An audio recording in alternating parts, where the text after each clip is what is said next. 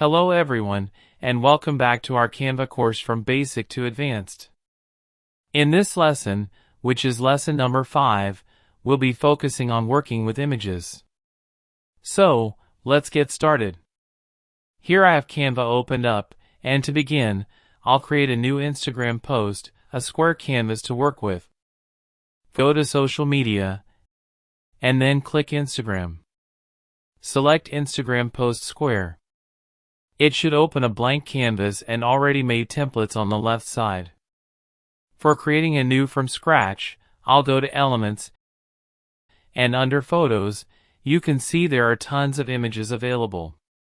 You can use any of these, or upload your own image if you prefer. For this example, I'll drag one photo onto my canvas and resize it so it fits nicely in the center. You can also align or position your image to the left, right, or center, depending on your layout needs. Next, let's explore how to work with frames and grids. Go back and this time select Frames from Categories section. I'll add a square frame, and now you can easily drag and drop your photo into this frame. If you double-click on it, you can reposition or resize the image inside the frame, then press Enter to apply. Now, let's open the Edit Photo options. To do that, click on Edit in the menu bar. A panel will open on the left side. Here you'll see several features: Adjust, Magic Studio, Filters, and Apps. Let's go through them one by one.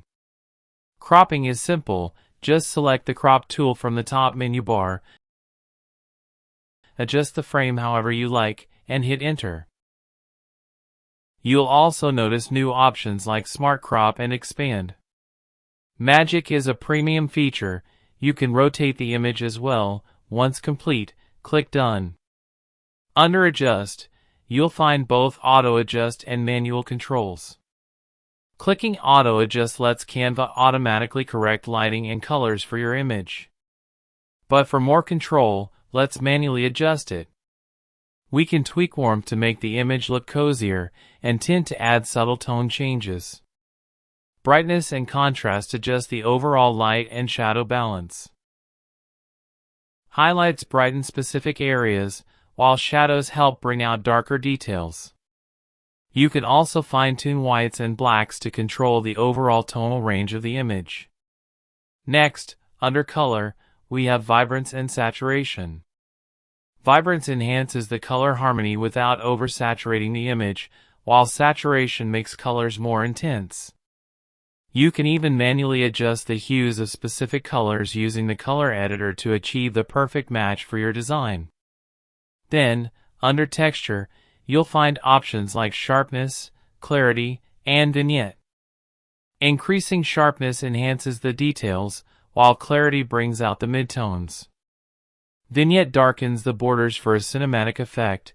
I'll keep it slightly low to make the image pop subtly. Now, let's move to Magic Studio. You can remove the background using Canva's background remover, or use the Magic Eraser to clean up unwanted spots, similar to Photoshop's healing brush. But remember, both are premium features. You also have Magic Grab, which separates objects from the background, and Grab Text, which extracts text from an image so you can edit it. Next, there are Filters and duotone effects. Filters give your photo a quick new look, while duotone lets you add creative color overlays by changing highlight and shadow colors. You can also try blur or autofocus to emphasize your subject while blurring out the background. Under Face Retouch, Canva automatically detects faces in an image and lets you smoothen skin for a cleaner look, great for portraits and professional photos. Then we have Apps and Mockups. Mockups let you place your edited image inside realistic scenes like phone screens or posters, perfect for visualizing how your design would look in real life.